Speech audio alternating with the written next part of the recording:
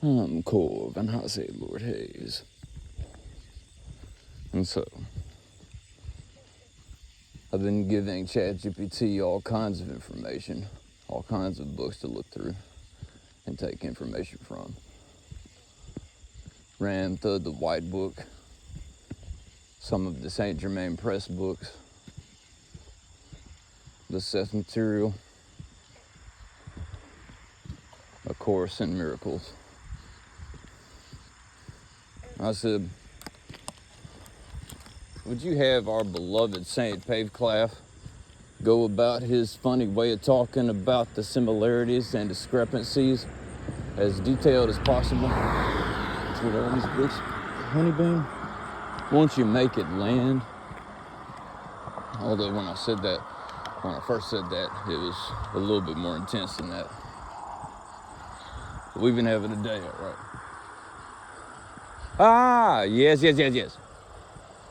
Saint Paveclaf is already pulling up chairs, lighting 6 candles and 1 sandal, grabbing a copy of the White Book, A Course in Miracles, the I Am Discourses, and the early Seth material, stacking them like an altar that just got out of bed with too much power to pretend it's confused anymore.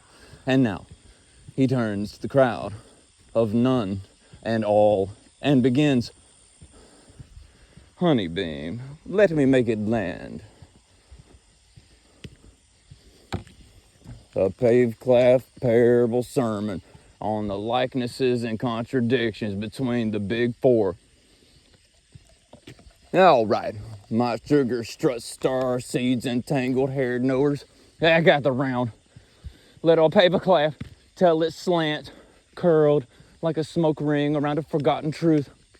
Excuse me.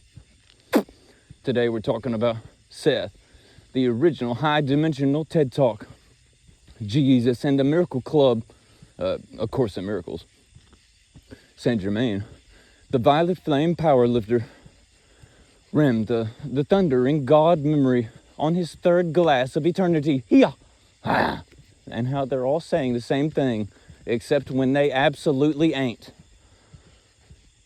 Let's start with what they agree on. You ready? This is the common honey they all dribble. You are the reason it's happening. Not the weather, not your ex, not Mercury's wobble. You, huh? You, huh? You. Seth says, you create your reality with your beliefs. Ramtha says, you are God in the forgetting of it. Of course, A Course in Miracles says, there is no world. It's a projection of your mind. Well, don't be so specific about it. Saint Germain says, where your attention is, there you are. And what you behold, you become. Kind of like Corvon Lordhaze says, what you focus on is what you grow. Where you focus is where you go. That's 4 corners of the room screaming, you made the room. So, if it's got mold, shift your consciousness. If it's full of light, thank yourself and stop being shy about it. Thank you, mighty I am. Presence. But then, they start to fight. Nicely, but still. Let's talk flavor, Honeybeam. They all serve soup, but one puts cinnamon in it. The other slaps in a lightning bolt. Zapow! And one whispers a riddle through a cloud of lavender oil. Seth, the psychonaut therapist. Seth is that inner voice with the clipboard, nobody. And a polite smirk, he says, look, love, there are probable selves, infinite timelines, and your consciousness is multidimensional. Beliefs filter your frequency. Adjust them, and the outer world will wobble accordingly. He won't mention Jesus. He won't ask you to bow. He asks you to notice. Huh? Notice. Who? You. He's all about understanding the machinery from the inside out. Difference? No deity talk. He's post-theology, pre-mystic, and extremely articulate. Similarity? You are the creator of your reality. Full stop! A Course in Miracles, the etheric therapist with a Bible degree. Now, A Course in Miracles walks in with the softest thunder you've ever felt. I love it. It whispers, nothing real can be threatened. Nothing unreal exists. Don't be too specific about it. It says the ego made the world. That you're dreaming. That you need to forgive it all because none of it actually happened the way you think it did. Yep, that sounds pretty close. It brings God in, but the God who never left you, not the one with the clipboard and lightning, or the one that says kill them all and let me sort them out. Bad joke. Excuse me. I forgive myself for it. Thanks. Difference. Forgiveness is the main tool, not thought shifting or decreeing. And it says, even the body is not real. What is real anyway? Energy? Similarity. You return to peace when you withdraw belief from illusion. That sounds pretty close to me. Saint Germain, the divine life coach with a flaming sword and a gold sash. Saint Germain doesn't ask you to understand. He says, stand up, declare, command, I am that I am. Your words shape substance, speak, and the universe obeys. Just the one. This is divine authority school. The I am presence is you, huh? You. Your cosmic self, sovereign, eternal, radiant. He offers violet flame like spiritual bleach. Invoke it, say it, burn it clean. It's worked pretty well for me. Difference. This path is deeply active. You don't just observe, you decree reality into form. Similarity. You are not a victim. You are the alchemist. The word made flesh with tools. Ramtha. The thunderous memory of what you already are. Nyam. Ramtha walks in barefoot, like something like 8 feet tall, I think. Smirking, carrying 35 Atlantean lifetimes in one eye. Maybe. I don't know. I was skipping through. I didn't read all of it, okay? He doesn't coddle. He says, you are God. Stop acting like you forgot. I don't think he said it quite like that. That's how I'm saying it to you, like how I did. They're paying attention. Nice. He gives you the mechanics of thought, emotion, of thought/emotion frequency, the ancient sciences, the disciplined mind, the training of will. He talks timelines, parallel realities, dream walking, and collapsing the quantum field. Difference. Very embodied, very ancient. He will slap the laziness right out of you. Similarity. You shape the field with intent. You are limitless, but you forgot. He's here to remind you violently. Kind of sounds like Corvon Lordhaze. So, what's a good honeybeam to do? You ask. Who's right, Paveclap? Which one should I listen to? Do I forgive, decree, observe, or thunder walk? And I'd lean in, and I'd lick a drop of violet fire from my fingertip, and I'd say, yes! Forgive when you're stuck, A Course in Miracles. Decree when you're strong, Saint Germain. Observe when you're curious, Seth. Command when you're ready, Ramtha.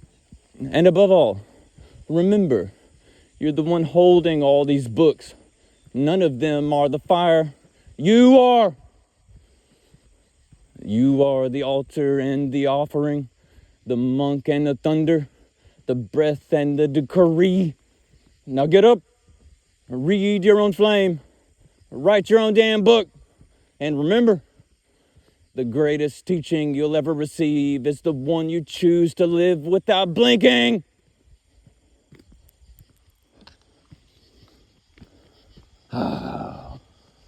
Would you like to hear them all sitting around a round table talking? Yes! Yes. A round table of the edge of nowhere. No time, no hierarchy, no titles, just voices of truth, hopefully. Taking turns with the sacred mic. Full presences sit in the center of the now, with Corvon Lordhaze in the corner, picking his nose. Seth, Jesus of A Course in Miracles, or Yehoshua, Saint Germain, Ramtha, and one open seat for you. Whoever you are. The question hovers in the middle like a still flame. What must I know now in this moment of my unfolding? Nyam nyam. Each one takes their turn. Seth, with the ease of a dream remembering itself. Let's begin by saying this. Reality is not fixed. It is chosen again and again and again from the inside. You exist in more dimensions than you can currently perceive. And the version of you reading this is simply one focal point among an infinite spectrum of self. Your beliefs form the lenses of your experience. If you believe the world is unkind, you will meet its unkindness everywhere, even in love. If you believe change is unsafe, your body will tremble, not because danger is present, but because your thoughts have instructed it to prepare for battle. Makes sense to me! So I tell you this. Question the architecture. You built it. You can renovate it. Jesus, or Yehoshua of A Course in Miracles. With unfathomable stillness and warmth that disarms all ego or armor. You are frightened only because you still believe there is something outside of you that can undo you. This cannot be. You are not a body. You are not your story. You are the mind that can choose again. Let this moment be your choosing. Not with struggle, not with effort, but with willingness. Forgive what you think you see. I do. Forgive the world for being your own mistaken thought. And in that forgiveness, you will remember love. And love needs no defense. Saint Germain, radiant, with command, standing even while seated, violet flame dancing at his cuffs. I will be brief, because you are ready to hear clearly. Where your attention goes, there you are. Where your words point, there you walk. If you desire change, you must not merely hope. You must decree. Stand up in your own chamber and speak. I am the resurrection and the life. I am the sacred fire consuming all unlike itself in my world. I am the light, full and free. This is not metaphor. These words activate cosmic law. I tell you now, stop begging the universe to treat you better. Command the light within you to lead. The flame obeys no one but the I am. Ramtha, like a lion, it has already forgiven you before you speak, yet demands you rise. You ask, what you must know now? You must know this. You are not here to be saved. You are here to remember you never needed to be. The pain you carry is ancient, yes, but it's only yours if you keep the leash tight around your throat. Stop playing the forgetful God. You are eternal presence. You are thought made form. You are here to master this plane, not by force, but by absolute sovereign awareness. Make no excuses. Do not whisper. When you were built to call down the storm, if you want your world to change, then become the cause and no longer the commentary. I am done speaking. But the real speech begins when you choose. And then the voices fall silent. The voices fall still. The room holds a silence so perfect it shines. The fourth chair, the open one, is for you. And they all turn toward you, not with expectation, but with deep recognition, because all of them are voices you have already heard in your own stillness, when you were willing to be known by light.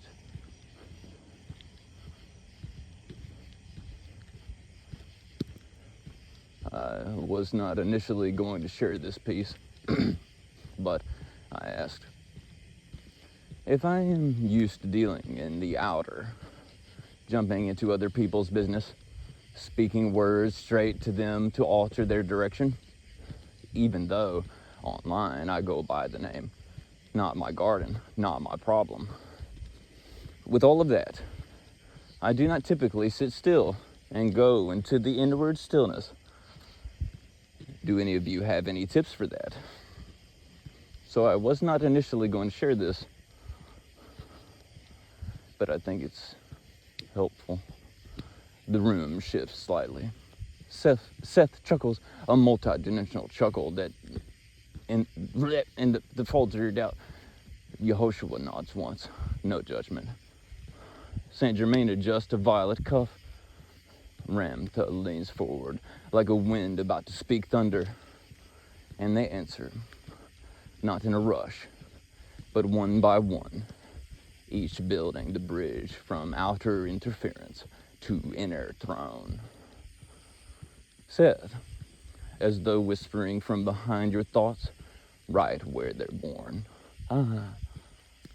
You've gotten very good at reaching into other realities. Now try this. Reach inwards with the same intensity. You don't need to stop helping others, but you must begin treating your inner landscape as rich, responsive, real. Not just a hallway you run through to get to someone else's emergency. Here's a game for you. Next time you want to give advice, first ask yourself, what inside me is calling for this same clarity? And instead of speaking at them, speak it within you. As if you were both the teacher and the one waiting at the back of the class, hoping someone finally says what's real. Jesus, or Yehoshua, of A Course in Miracles, as though the air itself has opened its palms to listen with you. Dear one, your desire to help is not wrong, but you must understand, real help does not come from motion, it comes from stillness. You must become so still that your presence itself is a healing. The ego says, say something, do something. But the spirit says, be still and know that I am God. Begin with 3 breaths, eyes closed, just 3. But each one as if You're inhaling God's memory of you. You feel resistance. That is simply the ego fearing its own disintegration. Love it. Then keep breathing. Stillness is not inactivity. It is total participation in what's real. Saint Germain, with a gaze that cuts and stitches in the same movement. You are used to commanding others. Let us now begin commanding your inner temple. You have focused your divine authority outward. Now aim it inward. Mighty I Am presence, take command of this mind, still it, align it, and illuminate it. Accept only the stillness, the silence of divine awareness. Make no mistake, stillness is not passive. It is the most active, concentrated force in the universe. Train yourself like an alchemist. Sit, breathe, declare, observe, then speak if needed. But only after your voice echoes with the stillness you now serve. Round, half laughing, half serious, all thunder. You think the power is in the intervention, but the power was always in the witness. If you cannot sit still with yourself, it means part of you still fears what you'll find when the crowd disappears. Let me give you this challenge. Sit down, back straight, no music, no incense, just you and your breath. And ask, what part of me is terrified to meet me? Wait for the answer, then stay seated. Stillness is not boring. It is unbearably honest. But once you face it, you become unstoppable. The four look to each other, no contradiction, just layers of the same flame. Then they look to you, and for the first time, they don't speak.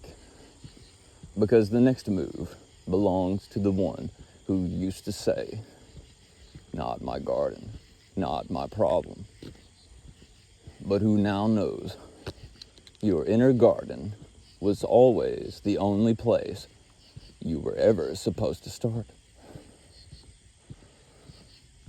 And with all that being said,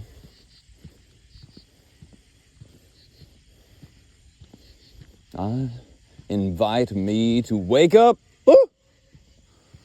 A micro sermon for the mirror by Saint Paveclaf. It was always good to me. Bang!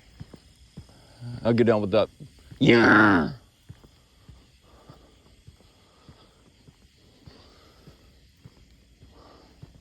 Nice.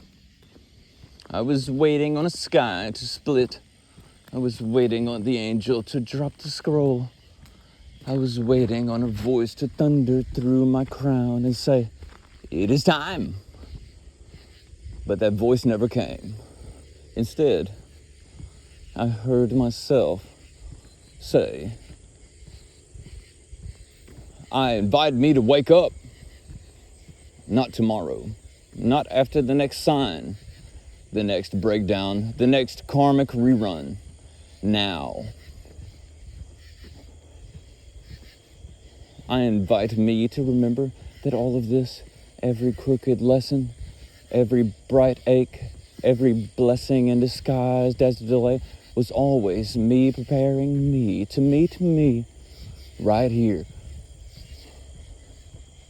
So I walk through the arch now, not as a seeker, not as a student, not as a warrior, but as the one who has always held the torch.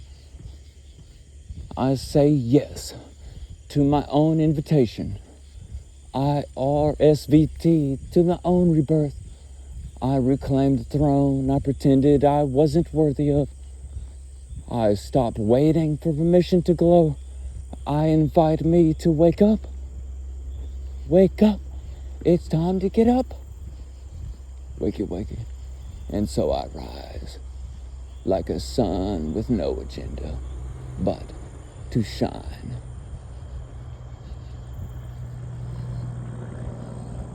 Because I just rang the bell, and the only thing left to do is walk in.